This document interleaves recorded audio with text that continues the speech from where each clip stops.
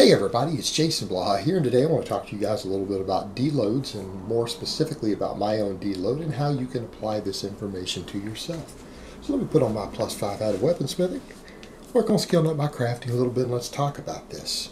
Now for those who have been following what I'm doing with my current training, you guys know I'm doing a concurrent training method right now. I'm doing concurrent periodization, but I am using linear progress.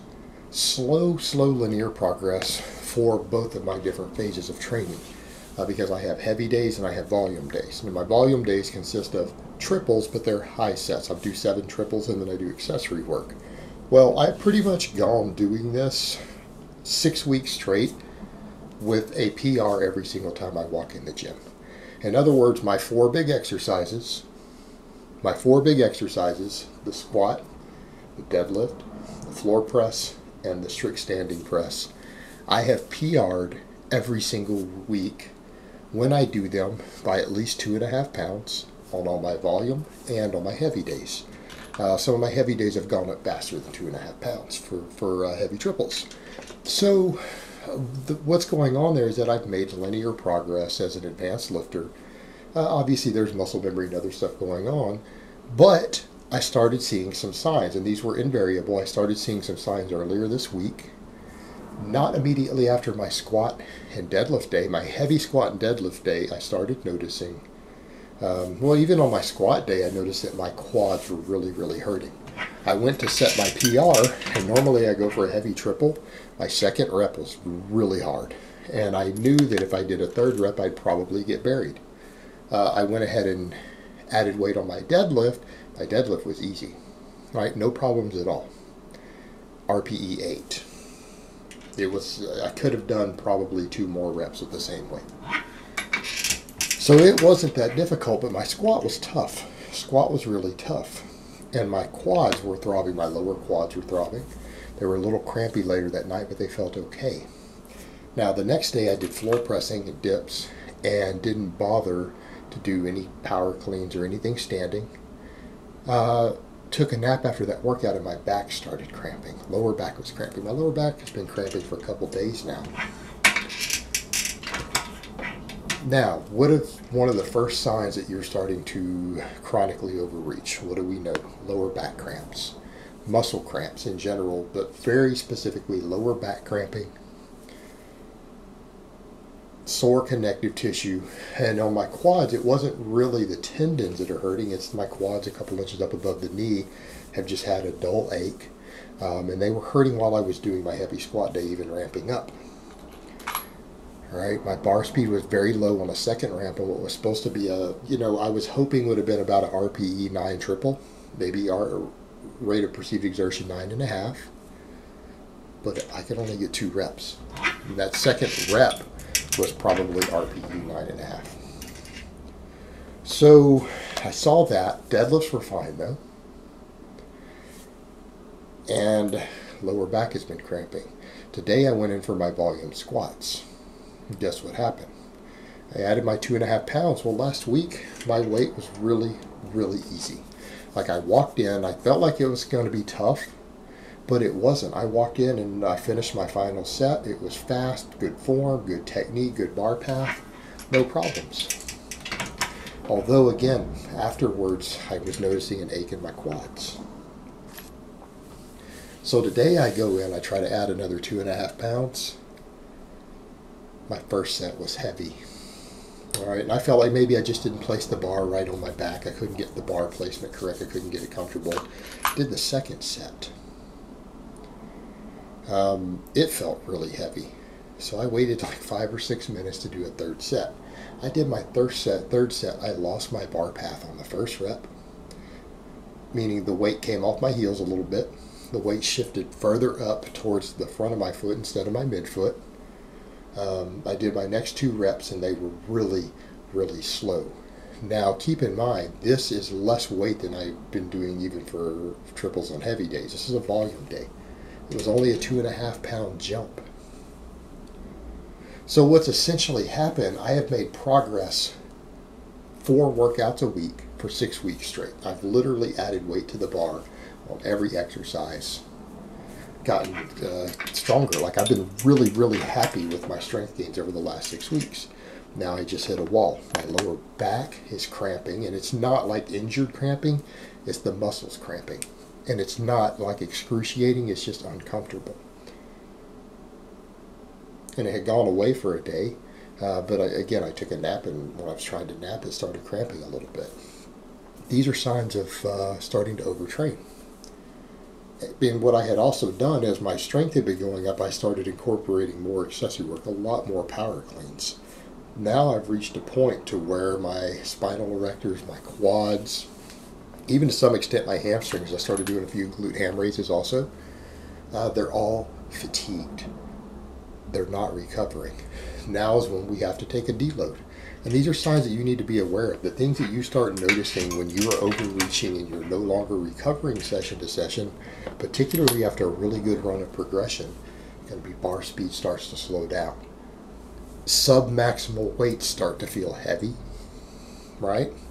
You start to get some muscle cramping, and particularly lower back cramping that's unexplained, meaning I hadn't done it. It had been about 30 hours since I had done any squatting or deadlifting before my lower back started cramping. It actually felt perfectly fine after the deadlifts. So spinal erectors cramping a little bit, particularly when you're trying to sleep.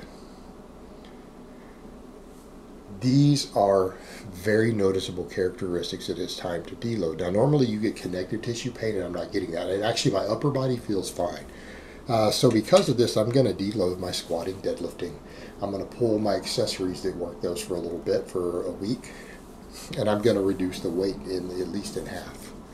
Maybe not quite half. So what I'll probably do some squats with 225. And I'll do some deadlifts with 315 for my next 2 workouts. All right, only one on the deadlift because I only pull 1 day a week. So pretty much next week, because I just quit. I went home. When my volume day, that 3rd set feels almost like a 3-rep max. It's time to pack things up and come home. So that's pretty much what I'm going to have to do. And what people need to understand, if you're pushing hard, and particularly you older guys or people who want to run aggressive training programming, even slow linear progression as you're advanced, even doing concurrent style training, you're eventually going to have to deload. And you need to pick the signs of it, because the thing is, if you time a deload correctly, if you catch a deload right at the time when your body is telling you you need to take one and you back off, it's not just about injuries, it's about getting bigger and stronger. Because what happens during a deload week? What happens over time when you overreach? You accumulate more training stress than you can recover from. So we have stress, recovery, adaptation, right? That's how we get bigger, that's how we get stronger. When you start accumulating fatigue to where you can no longer recover from it workout to workout, you can sustain that for a little while. But eventually it catches up with you and you will regress. But if you take a deload right at the point where you start to regress, because in my case, I haven't regressed yet because I still added weight. Meaning I added weight from a 3-rep max the week before, but it was a heavy double, right? It was heavy for 2 reps. Still added the weight. Same thing today, my volume day, I still added weight, but I stopped after 3 sets instead of doing 7 because it's getting too heavy. I'm not recovering. Had the pattern continued, these would have been easy, because last week, volume day, the weight was easier. Only 2.5 pounds lighter. It wasn't difficult. Like, I finished all of the sets. Nothing, even the 7th set was faster than all 3 of my sets today. So what happens when you back off, you come in and you deload, you just re-stimulate the motor patterns with a really light weight. You re-stimulate muscle protein synthesis, but you're way below your recoverable volume. Your body, you're just reinforcing the signal, and during that recovery week, you adapt to that stress from the previous weeks that you weren't able to recover from, because now you recover from it, and you recover from it over the course of that week. And then what happens? Your body becomes refreshed. You have more energy now because you're recovered. The muscle tissue involved grows. If you time a deload correctly and you go ahead and just give some light stimulation to that muscle tissue, all the muscle fibers that were struggling to recover from the previous overreaching, they recover, they get bigger, they grow. So when you finish the deload week, you're stronger than you were a couple weeks before the deload.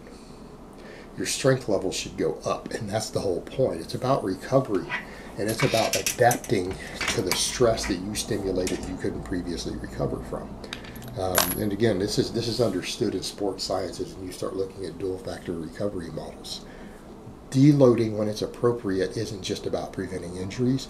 It's about actually making progress. It's about making progress, and if you can learn to watch for the signs and you can deload correctly, it will allow you to train harder so that you can make better adaptations and make continual progress by just taking the weeks where you know when to back off. And when I say back off, I mean really back off. Meaning if you're doing work sets of 500 pounds on the deadlift, you need to drop down to, 300.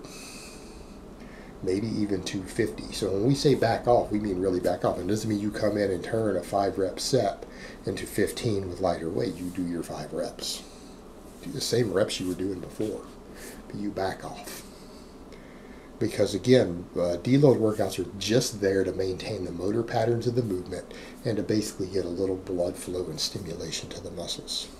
That's all you're doing with it, so that you continue to reinforce the growth signal without interfering with the recovery. Because if you deadlift 500 pounds, a 300-pound deadlift, for example, isn't going to tax your recovery. So that's the idea behind it, and that's how you make something like this work. But watching for the signs and checking your ego at the door and not saying, I'm just going to push past this, isn't the way to do that. Now, most enhanced lifters, that's when they increase their dose. That's when they add more drugs to the mix. If you're not doing that, you're not willing to add drugs to the mix, or you're not willing to go on drugs at all, you're going to have to deload if you want to continue to keep pushing. That's just the nature of it. But again, it's an intelligent training strategy and something that everyone who gets out of their novice phase is going to need to learn to utilize. Alright guys, well that's really all I have to say on that today. I hope it's been informative, and I will talk to you guys next time.